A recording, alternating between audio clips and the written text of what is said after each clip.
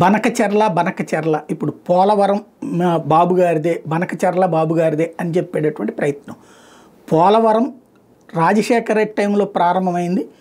ఆ తర్వాతన మోడీ సర్కార్ దానికి సంపూర్ణంగా ఈవెన్ ఆర్ఆర్ఆర్ ప్యాకేజీతో సహా రూపాయితో సహా వాళ్ళే పెట్టుకుంటున్నారు. ఇందులో రాష్ట్ర ప్రభుత్వం అందేముంది, పాత్ర అంతా వాళ్ళదే.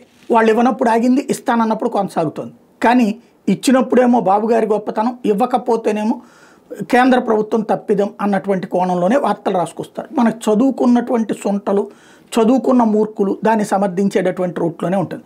ఇప్పుడు సేమ్ బనకచెర్ల అనేటటువంటిది కృష్ణా జలాలు గోదావరి జలాలు రాయలసీమకి మళ్లించడం అనేటటువంటి కాన్సెప్ట్ ఏదైతే ఉందో దానికి సంబంధించిన ప్రాజెక్టు కూడా కేంద్ర ప్రభుత్వానికి సంబంధించిన ప్రాజెక్ట్. అది ఎందుకని, కేంద్రం నదుల అనుసంధాన ప్రాజెక్టు. అది నదుల అనుసంధానానికి కేంద్రమే డబ్బులు ఇస్తే సగానికి పైగా డబ్బులు కేంద్రం ఇస్తుంది. సగం ఏంటి, 3/4 డబ్బులు అవసరమైతే మొత్తం కూడా ఖర్చు పెట్టుకుంటుంది.